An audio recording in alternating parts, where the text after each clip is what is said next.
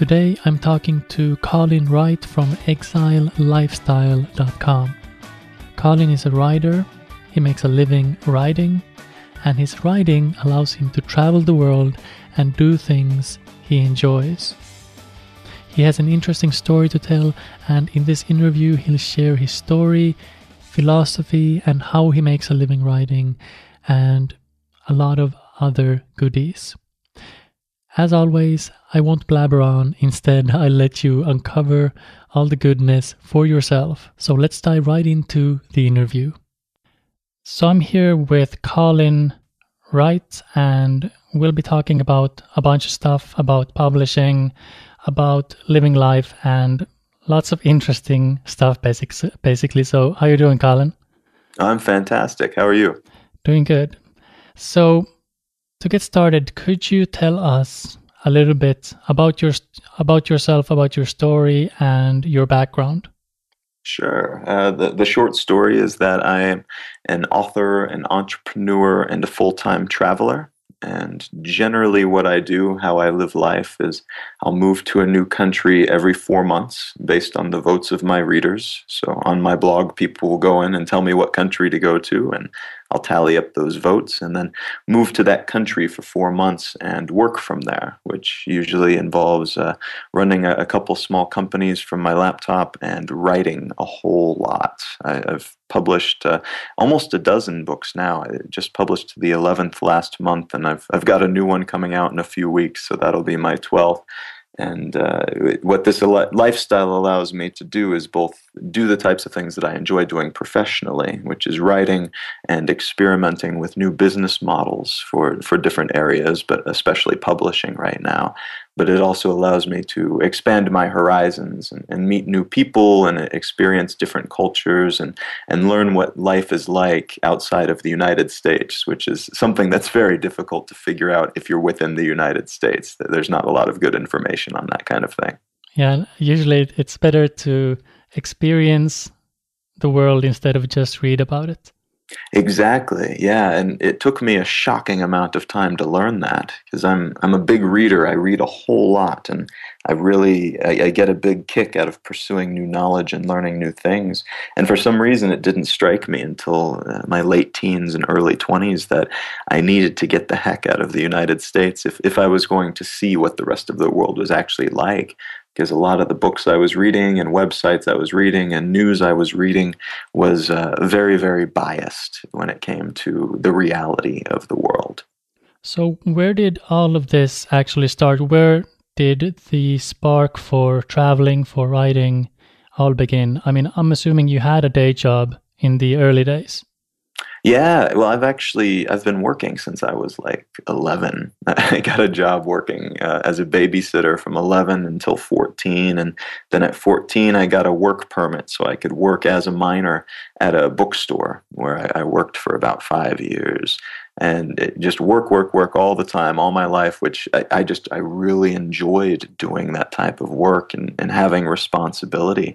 And that continued all the way through college when I started my first company when I was 19, and then my second one shortly thereafter. And then I graduated and got a job for a year before quitting and starting up my own company again. So it's been this successive trail of work and entrepreneurship that has been kind of the story of my life, and part of probably what feeds into that curiosity and that desire to know, and is that I like to apply my knowledge in that way to be able to do work. The travel thing, I'm really not sure where that comes from. It's probably the same type of curiosity, just needing to know these things that I don't know.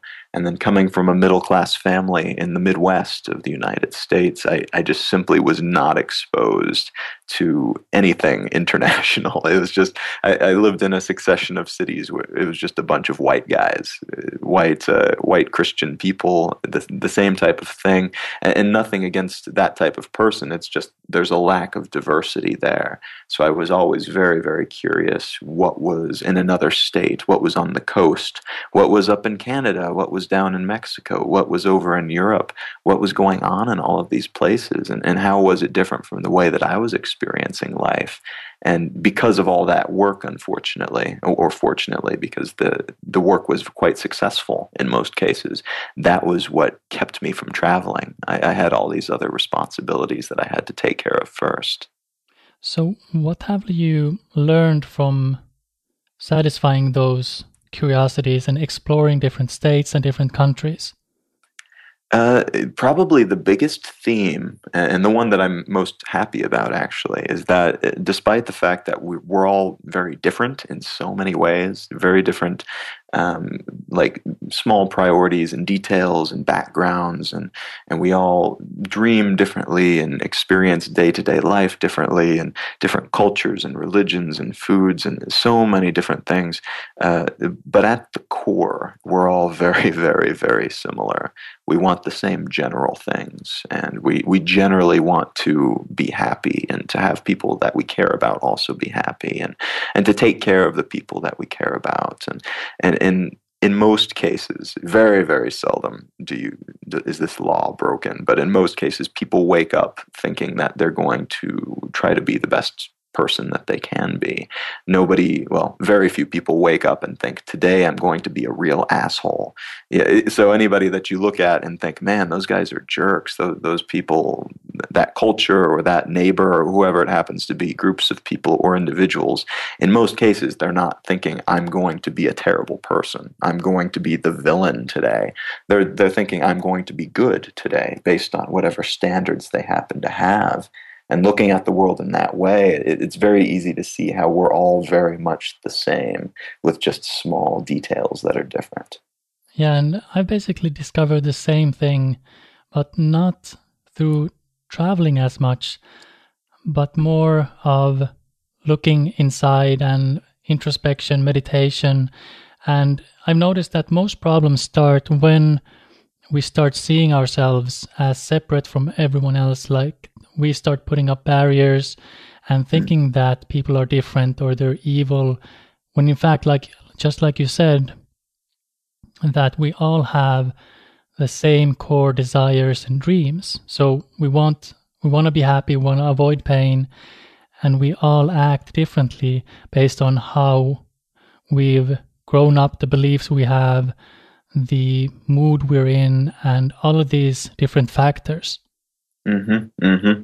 Yeah, well said. It's true, and I've spoken to other people who have said similar things, where they've come to the same conclusion by different routes, and sometimes that's just connecting with people on the internet. Even like you can draw that same conclusion a lot of different ways. But the nice thing is that once you have that conclusion, once you've decided that the person who seems so mysterious to you sitting on the other side of the room is not an enemy, it's not an other. They are a person just like you, and you have so many things in common. You've got bridges to everybody, rather than giant gulfs between you and them, and understanding and being, if not friends, like being civil neighbors at least. Once you've got that, it really opens up a whole world to you. The world doesn't seem so scary and frightening and unknown. It just seems like a world full of friends that you haven't met yet. Yeah. Yeah, and it's easy to forget that even though we sometimes feel scared and we're worried about what's to come, we forget that everyone else is in the same boat. So everyone else worries about the future, and it just comes back to the fact that we want our life to become, or we want to live to our fullest potential, and we want things to turn out well. And everyone else, we're all in the same boat or on the same planet that we happen to call planet Earth. Mm-hmm, mm-hmm, exactly. So you talked about the fact that you started companies when you were quite young. What were those companies about? The first company was a magazine, actually. It was a culture magazine. where I was somebody of diverse interests. So I loved to read and I loved art. I was going to school for painting and then segued into design. So I loved music and plays and all of these things. I really appreciated these different types of art and culture. So I wanted to share that with people. And the magazine was geared toward combining different types of cultural expression, different types of art and writing and so on and so forth, and sharing that with people together so that you could see the similarities between them, so that you could see the differences, and so that you could maybe come to it to view somebody's writing, and then you walk away after also having been exposed to a really beautiful painting or some photography from some type of ballet or things of that nature. And the second business was a design studio where I was trying to help people by building websites and designing logos, the typical design work.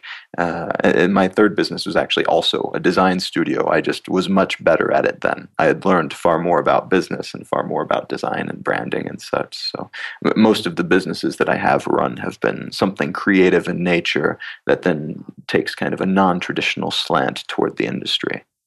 And did you, after your third and the second design company, is that when you started getting into writing? Yeah, well, I had always written to a certain degree. I wrote newspaper columns for a while. From high school onward, I've always written for newspapers, doing news analysis columns where I would essentially read the news, which was something I was doing anyway, and then explain what was going on to people in the context of history, but also in the context of where it might go next. So I was extrapolating and trying to tell people why something was important.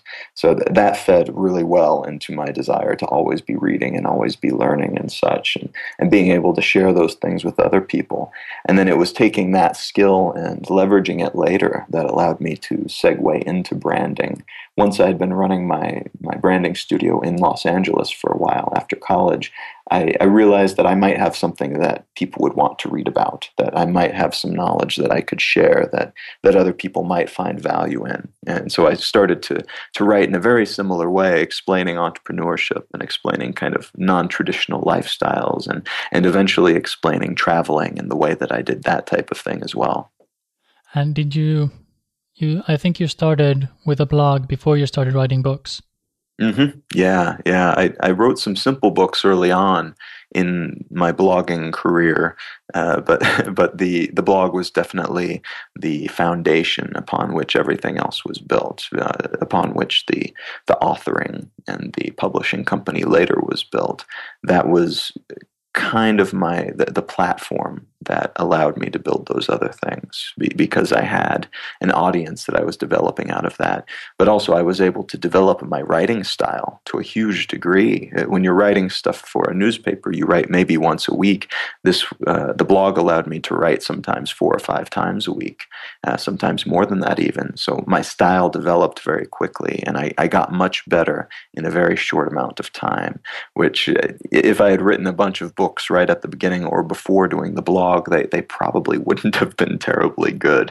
And even looking back at the ones I wrote then or the ones that I wrote a couple years ago, I don't think they're very good by the standards that I have now. So being able to write that frequently and having an excuse to do so, and then also having an audience that you know is paying attention, really forces you to hone your craft very quickly. Yeah, to me it comes down to just being willing to start before you actually feel ready. I think I picked that up in one of Stephen Pressfield's books.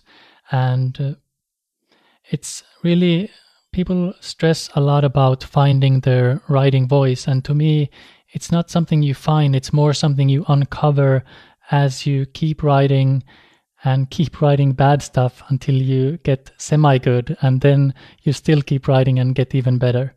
Mm-hmm. Yeah, and I don't think you'll ever, ideally at least, you never get to the point where you are as good as you'll ever be. I think the only way that you can reach that plateau is if you stop. Then by definition, you are as good as you'll ever be. But it's something that I think is a continuing journey that you'll continue to uncover or chisel away at something and create a sculpture that's always changing is the way that I like to look at it. where you're always wearing off some of the rough edges and then sharpening other rough edges to make sure that you have a unique voice and you express things in the way that you want to express them. But that voice is ever evolving. And if you find yourself looking back at something you wrote a year ago and you don't see room for improvement, it probably means you haven't grown as much as you could have in that year. Yeah, and I've noticed, because I just put out my first book and I'm working on my next book, and I'm already noticing a huge difference, because I've started really paying attention to how books are written, what I like about them, how they're structured, and all that kind of stuff. So I'm already seeing a lot of improvement, and it would not have happened if I would just have thought about writing a book, because the process of starting and actually doing it has helped my brain focus on what really matters when you're writing a book.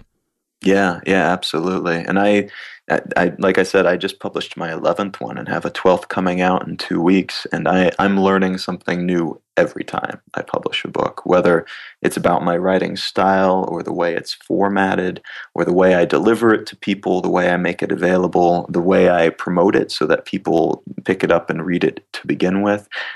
There's always going to be new stuff to learn, I think. And it's intimidating in a way, because you want to make sure you get as much experience and knowledge out of every publishing experience. But at the same time, it's also encouraging, because that means the things that are not perfect now, they'll become more perfect over time. All you have to do is keep on, putting the nose to the grindstone, continue working and producing and doing the best that you can, and they will get better. So with your books right now, do you publish exclusively with Amazon? Some of them, most of them, yes. That's actually the most effective platform that we've found to reach the largest audience and to do it as cheaply as possible, to also make a small profit on our end, which is not always possible depending on which publishing method you use. We use CreateSpace primarily for paperbacks because it plugs in so well to that infrastructure. But we're also dabbling in other platforms, because like Kobo is much larger in a lot of places outside the US, even though it's not very popular here. In Canada, it's massive, and Japan as well. So we're expanding as our audience expands. I've always had a very large international audience, but as a publishing company as well, we've got a burgeoning international audience. So we want to make sure that we serve people the best way possible and put our books out in a format that they can get very easily without having to bend over backwards to do it or to pay excessive taxes or anything. So it's a developing story right now, but thankfully there are options available. So depending on what you're trying to achieve, there's usually something that's more optimal than the other options. So are you making a living writing books right now? Because you mentioned that you have a publishing company. So how do you fund your travels and all this curiosity? Yeah, right now I make 100%, well, more or less, off of my books. I make other money off of, I have a subscription-based writing program called Exiles, where I write and twice monthly send out a collection of 5 short writings to people who subscribe to that. So I make a little bit off of that. Other stuff comes in as well through small branding projects or whatnot that I do, but that's all extra. The money that I use to live off of is from my books. And then the publishing company actually is more or less funded by me and Josh and Ryan, the 2 guys who are the co-founders. We all make our living off of our books, and then we fund the publishing company right now before it's making a bunch of money. Hopefully it will eventually be part of our income, but right now it's being completely funded by us so that we can build the company that we want to build and not have to worry about investors and not have to worry about making tons of money to survive right away. We feel like that allows us to do it the right way and to take our time and make sure we're building the proper foundation. So did you run into any fears when you started writing books and publishing them on Amazon and these different platforms? Oh, yeah. Well, I mean, the simplest one, and the one that I think every author could probably relate to, is the fear that people will just hate your work. And in a place, in a storefront like Amazon, if people hate it, then they can make their thoughts very well known just by putting up 1-star reviews and tearing into your work and telling why they think it's miserable and why it's horrible and no one else should ever read it.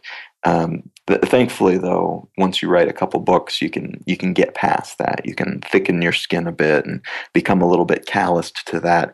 Look at it and say, well, is there some knowledge here that I can take? Is there some advice, some criticism that I can use to become a better author, and use that and act accordingly? But in a lot of cases, it's just ignoring trolls. Sometimes people just trying to upset you, or trying to tear apart something that they don't agree with, which will happen no matter what you do. If you put yourself out there and you put your work into the world, there will be criticism. And accepting that, I think, is a very important part of the process. Yeah, and I think it's even more important on a platform like Amazon, because if you're used to just writing a blog where you have your loyal readers, then usually the feedback you'll get is very positive. Whereas with Amazon, you have a wider reach. People may just be sampling your work and it may not feel right for them. So you're more likely to get those, or get that negative feedback. Yeah, exactly. And that's really good. It's good to put yourself out there. Otherwise, you get stuck in what we call the echo chamber of your own blogging community, or your own community, whatever it happens to be built around. And that's fine. It's really good to stoke your ego and to build some confidence and to feel like, yes, this is something that people are finding valuable. But without criticism, if nobody is giving you criticism, then it's kind of the equivalent of no one being willing to tell you that you have spinach in your teeth, where you might be making some glaring errors, or doing something in a way that you could be doing better. And if nobody's willing to tell you that, then you need to find some people who will tell you that. And putting your work out into a venue like Amazon, or putting it up elsewhere, making a page for it on Goodreads so that people can review it, or sending it out to people who don't know who you are and asking for their feedback. That type of exercise is very valuable and contributes greatly to your growth. So when you get 1-star reviews on your books, have you found that they hurt sales or do anything of the sort? It really depends. I would imagine I don't get like a huge number of them, and so far I've been fortunate that I usually have a lot more 4 and 5-star reviews than 1-star reviews or 2-star reviews. I find, though, that when I'm shopping, at least on Amazon, and looking at books from authors that I don't know and trying to consider whether to buy something, I kind of discount a lot of the 5-star reviews and the 1-star reviews, because those seem like the lazy, I'm upset about something, or I just love this and I'm unwilling to tell you the scales of gray of why I like it. It seems like a very black and white proposition. And unfortunately, most people will give 1 or 5-star reviews. And it's not that I don't appreciate the 5-star reviews when I get them, but the 1-star reviews to me, when I get them, are kind of the same way. This person was upset about something. Yeah, they're not really usually giving me good feedback if they do a 1-star review. 3-star reviews are something I kind of look forward to. That's something that, rather than hurting sales, if it's a good 3-star review, you and the other potential customers get to see something about what was good about the book and something that was bad about the book. And that tends to bring a hint of reality to the situation. They tend to be the truth tellers. So if you can get a really positive 3-star review, that's probably much better than getting just a bunch of 5-star reviews, because it's clear that this person is not just, the saying that we have is blowing sunshine up your ass. They're not just trying to compliment you. They are saying, yes, this was good, but... And that, to me, is the best balance of pro and con. So in terms of sales, 1 and 5-star reviews, if you get mostly 5-star reviews, then 1-star reviews don't really hinder you in any significant way. But 2-star reviews do, and 4-star reviews tend to be very positive, and 3-star reviews, get a couple of those and you're doing pretty well. So when you get one of these 3-star reviews, or even a 2-star review that tells you what's wrong with the book, do you ever go back and update the book to improve it, or do you just let it be and take the learnings to your next book? It depends on the type of criticism. If it's something about typos, or if it's something about the structure of the book, or something that was left out, then definitely I'll go and change it and update it. And what's nice about Amazon is that when you update it, you can mark it as a significant update, and then it will update the book on everybody's Kindle who has downloaded it in the past. So that's great. And then anybody new who buys it gets the updated version immediately. If it's something that they just didn't like, they didn't like the characters, or they didn't like the plot twists, or whatever it happens to be, then no, I'm not going to change that, because that's the book, and at a certain point, you have to look at somebody else's opinion compared to your opinion, and just realize, well, maybe these are just different opinions. This is something that they didn't like that I like. Some people like chocolate ice cream. Some people don't like chocolate ice cream. So you don't want to change everything about your creation just because somebody disagrees with it. Then you'll never produce anything, probably, because no one will. You'll never produce something that everybody loves. If you do, you're probably not creating something very interesting. So recognize that some of the feedback you'll get is not going to be useful. It will just be somebody expressing themselves, and that's fine if you disagree. But it is important to look at that stuff, I think, and see if there is a typo, or if there is a page that you left out, or a plot twist that was unclear. Then definitely go make that change. That is somebody being helpful with their reviews, and those are the best kind.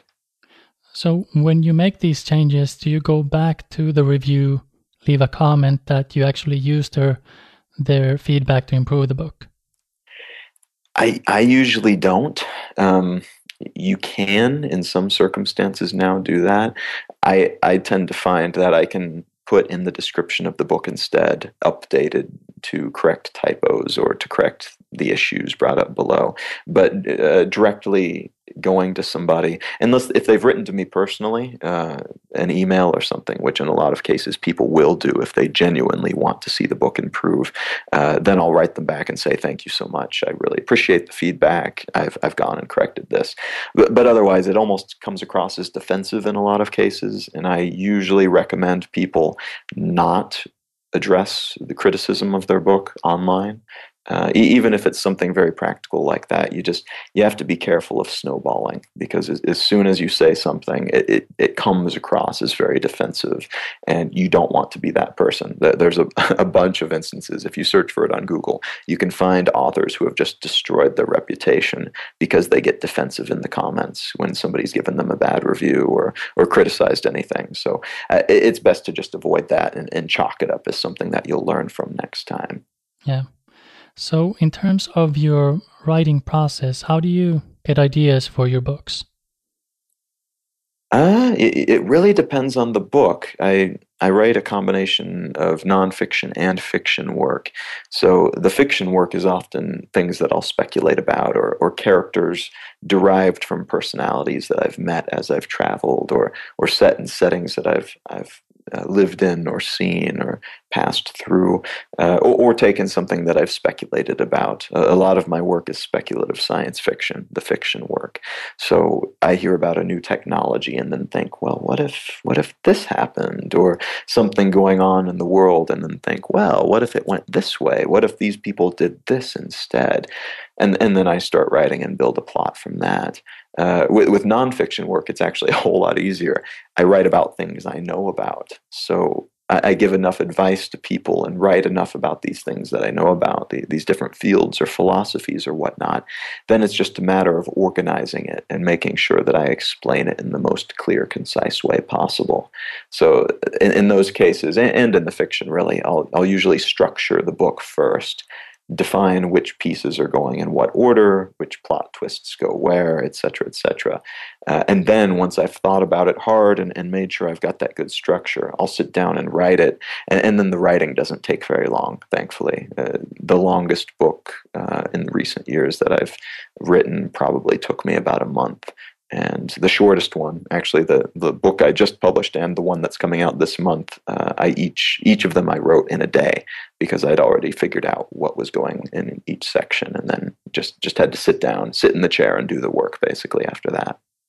And that gets me curious about your writing process. So you start with an idea, and then you mentioned that you work on the structure. So does this mean you start with an outline?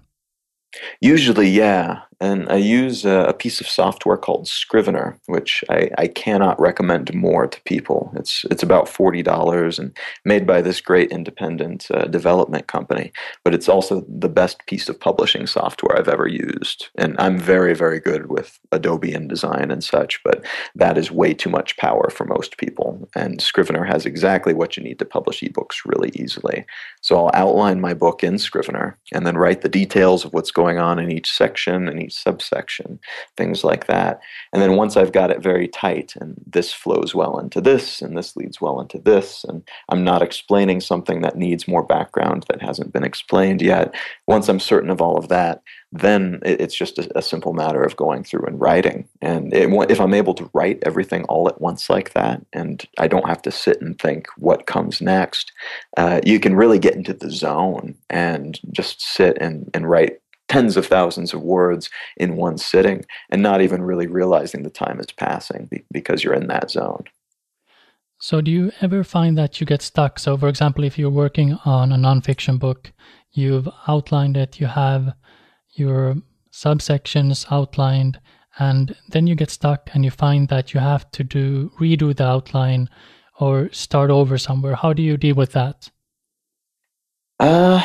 It doesn't happen terribly often, thankfully, because, as I said, I usually only write about things that I have talked about and written about a lot already. I'm a terrible cook, so I wouldn't write a book on cooking, probably. Maybe if I was learning it, I could write about the learning curve and such, but with few exceptions, the things I write about, I really know very well front to back, so I haven't had to do too much rewriting.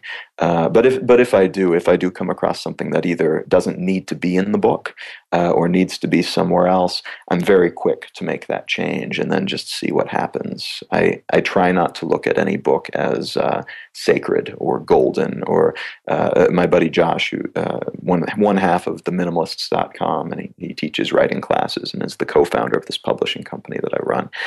He calls it killing your babies, because a lot of authors will look at their writing and think, oh, this is so precious and perfect, and that means that they don't want to change it once they've created it. They've made this perfect thing, so how could anyone want me to change it, or how could I ever think of rearranging things?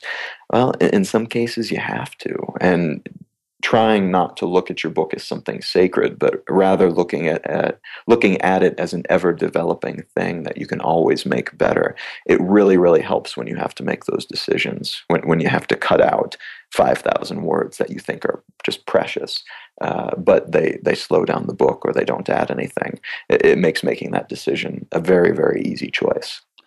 So when you outline a chapter or a section, what does that look like? Like, how specific do you get? Do you have like bullet points or sentences or just notes?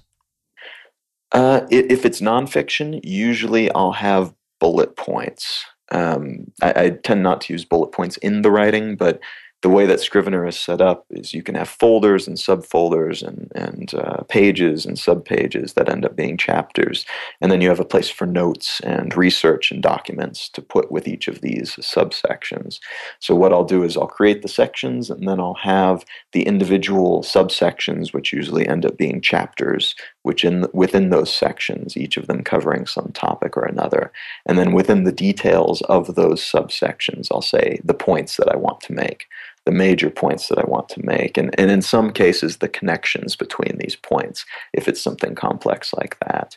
And then within fiction, I'll do something similar where I'll divide it up and then write notes about what happens in each chapter, which plot points I need to get to in order to make sure I'm telling the story correctly. And then that allows, both in fiction and nonfiction, you are able to flow better. You're able to get from point A to point B without having set out a specific path for yourself. So I can make a point and then make my way to another point and get there in whatever way makes the most sense in the moment, as opposed to saying you must say this and then this and then this and then this and then tell this story and then you're done. It gives you a little bit of wiggle room, and then that's very good for your writing voice. Otherwise, you tend to, I think, sound a little bit mechanical. Yeah. Yeah, and something I want to throw in is that I started using Scrivener when I started writing my first book, and it's so much easier than working with Word or Oh man, it's glorious, isn't yeah, it? yeah, and I mean, just seeing the outline and seeing all the chapters and being able to have notes there on the side, it's just makes your life so much easier if you're writing a book. And really, if you're writing anything, it's just so worth the money. It saves me not just hours, but days of time compared to how I used to put together ebooks in InDesign. Because InDesign is a wonderful piece of software, and I highly recommend learning it if you're putting together a magazine or something very photo heavy like that. But for most books, Scrivener is all you'll need, and it's still more power than you'll probably need too, and so cheap. It's probably $400 or $500 cheaper than InDesign.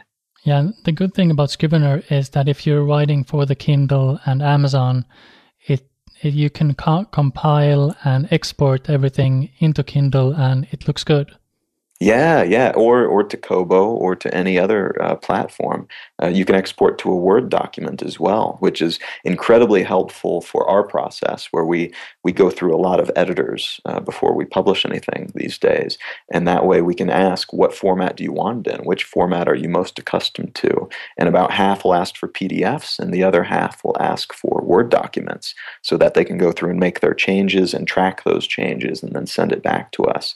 So having one document that you can then export as a Kindle doc or an EPUB or a PDF or a Word doc or anything else that's out there is incredibly versatile and incredibly helpful for the process. Yeah, exactly. You really can't go wrong with Scrivener. So once you've written your book and it's done, how do you launch the book? How do you keep it selling? How do you market it?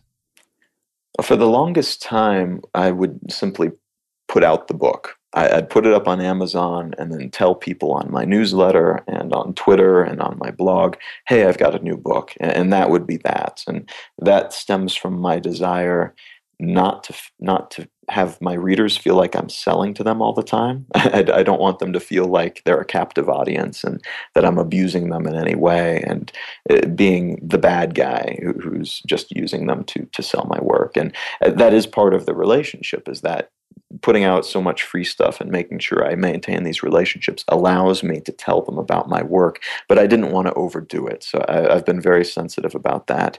But now that we have this process with the publishing company, there's a whole lot more build up to it. So there's a lot more sending out paperback copies to newspapers and magazines and bloggers, and sending out a bunch more, like 10 times more than that, ebook copies to other relevant bloggers and such, so that they can preview it and maybe do a review or do interviews with podcasts, that type of deal. And that's been very rewarding. It's a great way to get out word about a book without me feeling like I have to sell to people all the time, which is something that I just absolutely hate doing. The results of that show. It's much easier to keep your book on the top 10 of some category or another on Amazon if there's a lot of people talking about it and sharing it and giving their honest feedback. And again, with this kind of going back to the review thing, not everybody's going to like it. Not everybody's going to think your book is just fabulous, but you get enough feedback from that type of build-up, that type of promotion that we tend to start about a month or a month and a half before launch, that you're able to make some last-minute changes and that you're able to make sure everything looks good so that when people start buying it, they get a really nice, polished product. So how do you find people that you can send review copies to and people that are willing to maybe interview you? Well, we've actually been fortunate in that we've had some people volunteer to essentially run our PR department, and they are absolutely amazing at it. And so I don't do as much of that hands-on, but in the past, what I've done and what they do, I think as well, you search for keywords, you look for people with Twitter profiles that have the keyword of the subject matter that you're talking about.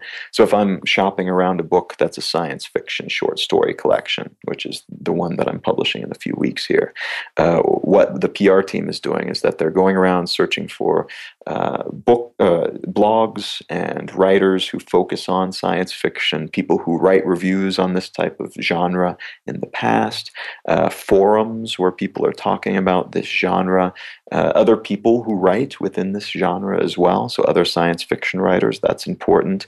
But if somebody is enough of a fan of science fiction that their Twitter profile says sci-fi fan, that's the type of person you want to talk to. Not only are they more likely to be your intended audience, but they're probably also, if they enjoy it, then they'll be enthusiastic about it and talk about it and share it with other people. And that's the type of sharing you want to do ideally. You want other people to get excited about your work and share it, because it's much more genuine and less kind of markety than you just sitting around and banging your own drum all the time.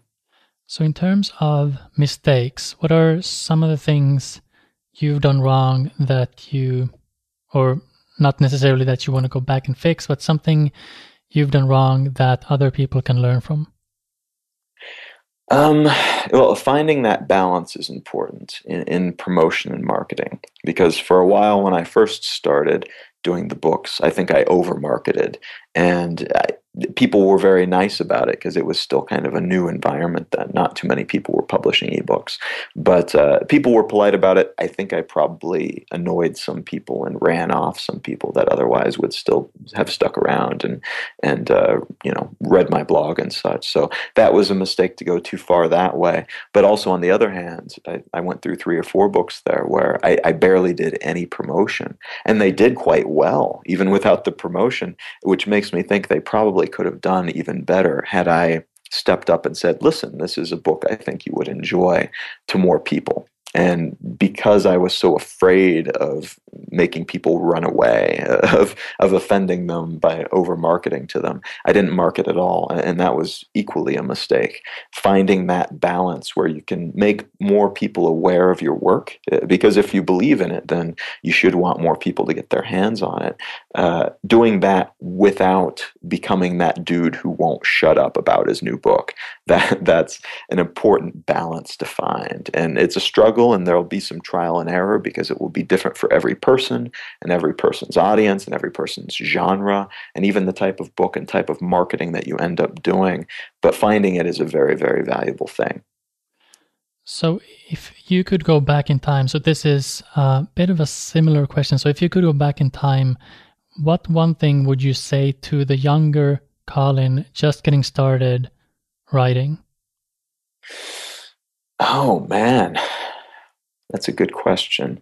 I tend not to have too many regrets and therefore not too many things that I would change, because I really like where things are.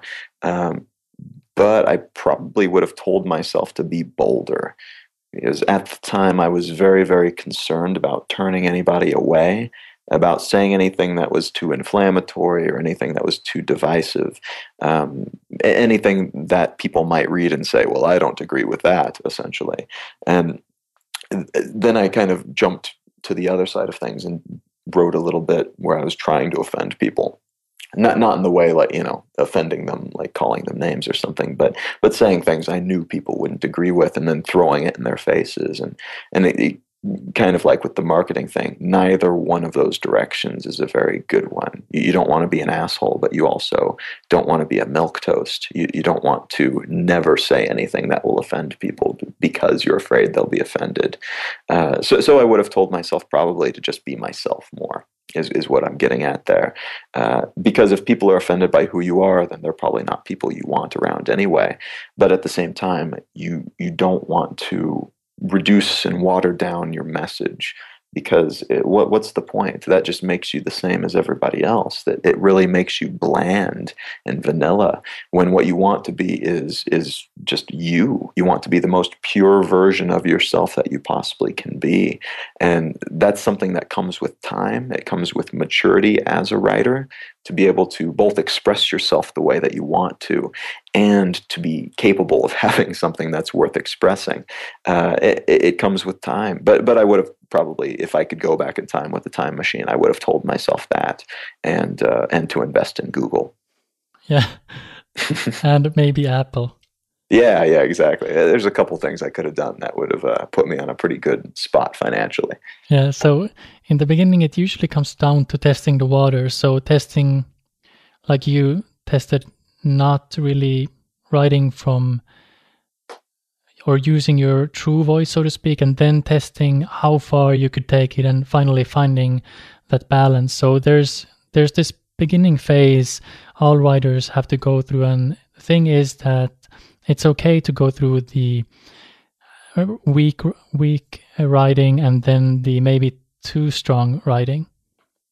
Exactly. And just recognizing that to find that middle, you in a lot of cases do have to identify where both sides are. And it's not a fun process for you or for the people around you necessarily, but it is an important one. And as long as you keep your eyes on that prize of trying to find that balance, then you should be able to course correct pretty quickly. It shouldn't be a difficult thing to take the consequences of those experiences and learn from them and apply it right away. Yeah, exactly. And like we mentioned earlier, it comes down to being willing to start and actually just get your writing out there and see what happens. Yes, exactly. And the sooner you can do that, the better. Try not to be embarrassed, because we've all been there. Yeah. So one book of yours that I wanted to touch on is Act Accordingly, which is your latest book. And I think it's a good fit for my audience because you talk a lot about how to live life and how to get the most out of life. So could you briefly talk about why you wrote that book and who it's for? Absolutely. Act Accordingly was a very interesting book to write because, as I mentioned before, I write about what I know. And it's kind of weird to write a book on philosophy because you can know a lot about philosophy and still know absolutely nothing about philosophy, if that makes sense. So for me, this was a book that I technically wrote in a day, but it took me like 28 years to write because it took a lot of time to develop the philosophical framework that I write about in it. And that's what it is. I actually hesitate to even call it a book on philosophy or a self-help book or anything, because what it really is a series of tools, of ways of thinking about things that help the reader refine their own philosophy. So instead of me coming into your home, you buy the book and you're reading it and it's me telling you this is the way you need to live. Instead, I say, you know how you need to live, but you may not be doing it the best way that you could. I mean, I come from a certain background. I have a certain class and economic status and gender and race and all of these things, nationality. These are things that make up me. It would be silly for me to try to tell you how to live. You know how to live, but using these thought processes, hopefully you can be an even better version of yourself and have an even more refined version of your own philosophy. And so that's what it's about. And in writing it, I wanted to make sure I kept it very short, very concise and digestible. It's under 80 pages. It was very difficult to keep it under 80 pages, but I wanted to make sure that even people who don't read a whole lot or people who only skim blogs and things could still pick it up and finish it in like under an hour. That was very, very important to reach an audience outside of just the typically reading audience. And so far, it's been great. The response to it has been amazing. And I've been getting that audience that I wanted to reach, the people who don't read a lot of books. They've been telling me that they're so excited to have finished a book in a single day. And now they've got some new ideas on how to help evolve what they were doing anyway, basically. Yeah, I really like the part where you talked about the fact that people already know how to live. So you're simply giving suggestions, and I find this is the way I naturally write. So I'm not about telling people what to do, more about here's what I've done, and here's how you can use it to find ways that you can live even better and get more out of your life. Yeah, and I think that's a really positive way to share ideas and to try to help other people better themselves. Because if you come in and say, listen, the way you're doing things is wrong, let me tell you what's right, it's incredibly condescending. and it's wrong too. I mean, it's kind of like trying to prescribe one diet for everybody in the world.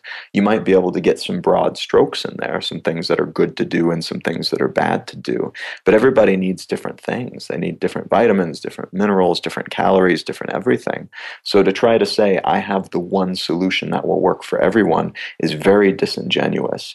And it kind of shows the ignorance that a lot of us approach self-help and philosophy with, that we want somebody to tell us what's right. We want somebody to tell us the answers.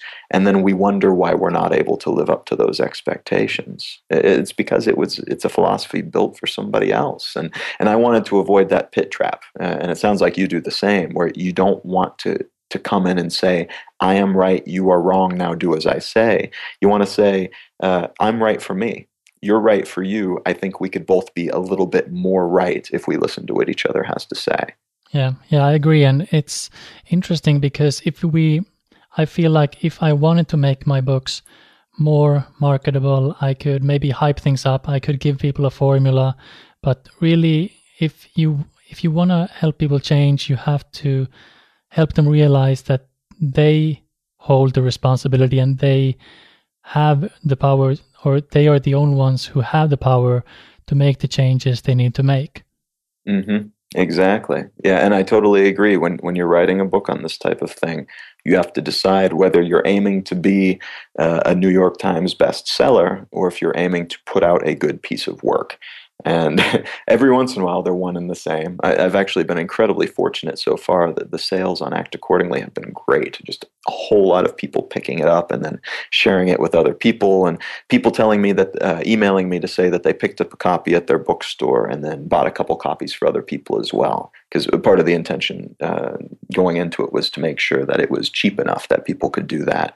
So sometimes that overlaps. Sometimes you get a really good seller on your hands and you're able to put out something that you're proud of and that you think will help in that way without becoming like a trend.